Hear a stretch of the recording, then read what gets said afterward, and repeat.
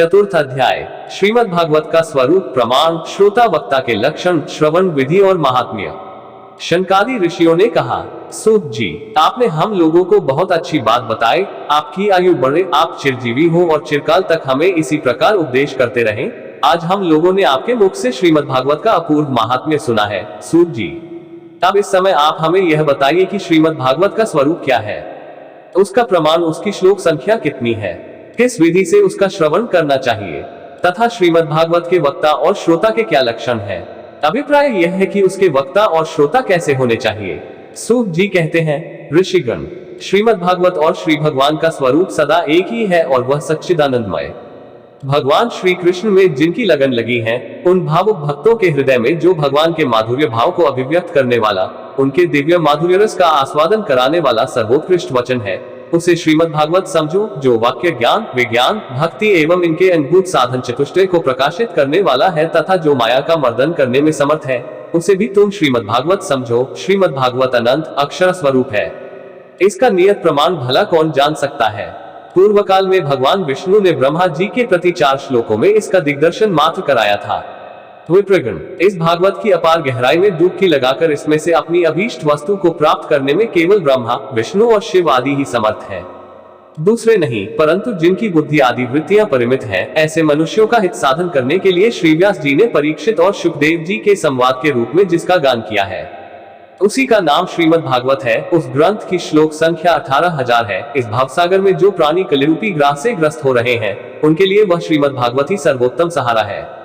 अब भगवान श्री कृष्ण की कथा का आश्रय लेने वाले श्रोताओं का वर्णन करते हैं। श्रोता 2 प्रकार के माने गए हैं, प्रवर उत्तम तथा अवर अधम। प्रवर श्रोताओं के चातक, हंस, शुक और मीन आदि कई भेद हैं। अवर के भी वृक, भूरुंड, वृष और उष्ट्र आदि अनेकों भेद बतलाए गए हैं। चातक कहते हैं, पपीहे हो, वह जैसे बादल से बरसते हुए जल में ही स्पृहा रखता है, दूसरे जल को छूता ही नहीं। उसी प्रकार जो श्रोता सब कुछ छोड़कर केवल श्री कृष्ण संबंधी शास्त्रों के श्रवण का व्रत ले लेता है, वह चातक कहा गया है।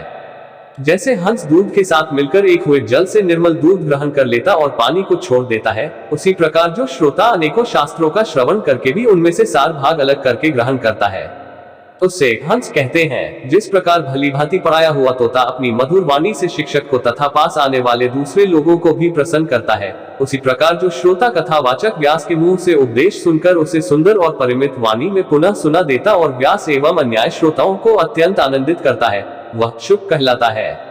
जैसे क्षीर सागर में मछली मौन रहकर अपलक आंखों से देखती हुई सदा दुग्धपान करती रहती है, उसी प्रकार जो कथा सुनते समय निर्निमेष नयनों से देखता हुआ मुंह से कभी एक शब्द भी नहीं निकालता, वह प्रेमी श्रोता मीन कहा गया है। ये प्रवर अर्थात उत्तम श्रोताओं के भेद बताए गए हैं। अब अवर यानी अधम श्रोता बताए जाते हैं। वो कहते हैं, भेड़िया को, जैसे भेड़िया वन के भीतर वेणु की मीठी आवाज सुनने में लगे हुए मृगों को डराने वाली भयानक गर्जना करता है, वैसे ही जो मूर्ख कथा श्रवण के समय रसिक श्रोताओं को उद्विग्न करता हुआ बीच बीच में जोर जोर से बोल उठता है, वह ऋक कहलाता है। हिमालय के शिखर पर एक भूरुंड जाति का पक्षी होता है। वह किसी के शिक्षाप्रद वाक्य सुनकर वैसा हो बोला करता है, किंतु स्वयं उससे लाभ नहीं उठाता। इसी प्रकार जो उपदेश की बात सुनकर उसे दूसरों को तो सिखाए पर स्वयं आचरण में न लाए, ऐसे श्रोता को भूरुंड कहते हैं। वृष कहते हैं बैल को, उसके सामने मीठे मीठे अंगूर हो या कड़वी खली, दोनों को वह एक सा ही मानकर खाता है। उसी प्रकार जो सुनी हुई सभी बातें ग्रहण करता है, पर सार और असार वस्तु का विचार करने में उसकी बुद्धि अंधी असमर्थ होती है, ऐसा श्रोता वृष कहलाता है। जिस प्रकार ऊंट माधुर्य गुण से युक्त आम को भी छोड़कर केवल नीम की पत्ती चबाता है, उसी प्रकार जो भगवान की मधुर कथा को छोड़कर उसके विपरीत संसारी बातों में रमता रहता है, उससे ऊंट कहते हैं। ये कुछ थोड़े से भेद यहाँ बताए गए। इनके अतिरिक्त भी प्रवर अवर दोनों प्रकार के श्रोताओं के, ब्रह्म और गधा आदि बहुत से भेद हैं। इन सब भेदों को उन श्रोताओं के स्वाभाविक आचार व्यवहारों से परखना चाहिए, जो वक्ता के सामने उन्हें विधिवत प्रणाम करके बैठे और अन्य संसारी बातों को छोड़कर केवल श्री भगवान की लीला कथाओं को ही सुनने की इच्छा रखे, समझने में अत्यंत कुशल हो, नम्र हो, हाथ जोड़े रहे, शिष्य भाव से उपदेश ग्रहण करे और भीतर श्रद्धा तथा विश्वास रखे।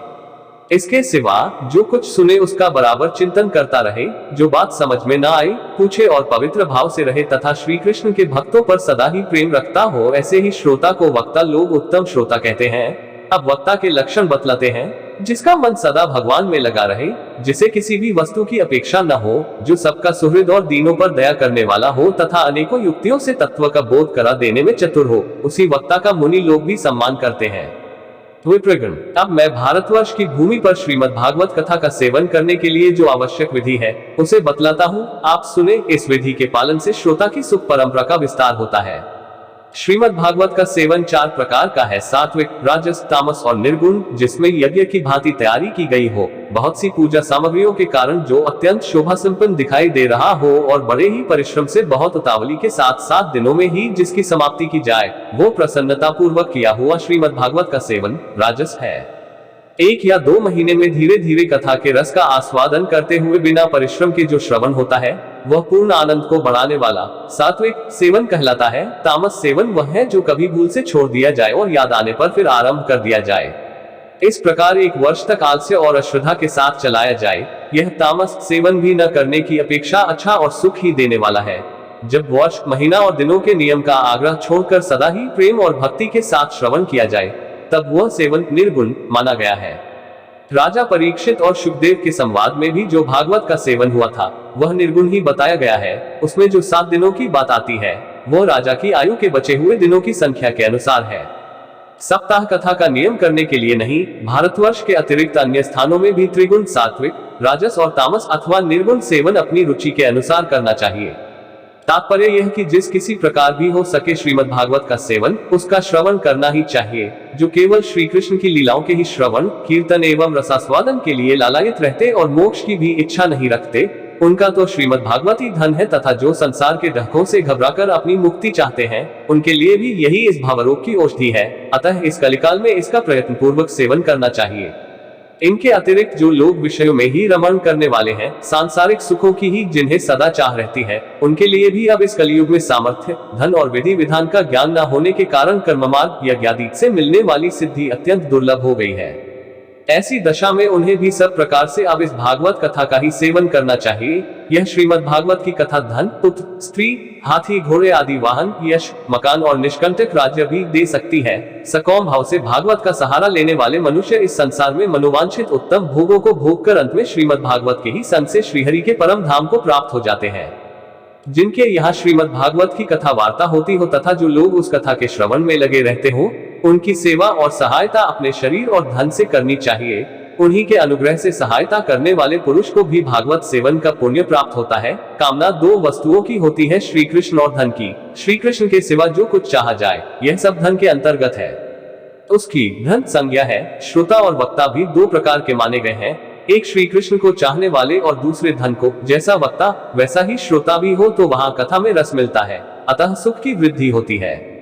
यदि दोनों विपरीत विचार के हों तो रसाभास हो जाता है, अतः फल की हानि होती है। किंतु जो श्री कृष्ण को चाहने वाले वक्ता और श्रोता हैं, उन्हें विलंब होने पर भी सिद्धि अवश्य मिलती है, पर धनार्थी को तो तभी सिद्धि मिलती है जब उनके अनुष्ठान का विधि विधान पूरा उतर जाए। श्री कृष्ण की चाह रखने वाला सर्वथा गुणहीन हो और उसकी विधि में कुछ कमी रह जाए तो भी यदि उसके हृदय में प्रेम है तो वही उसके लिए सर्वोत्तम विधि है। सकौम पुरुष को कथा की समाप्ति के दिन तक स्वयं सावधानी के साथ सभी विधियों का पालन करना चाहिए।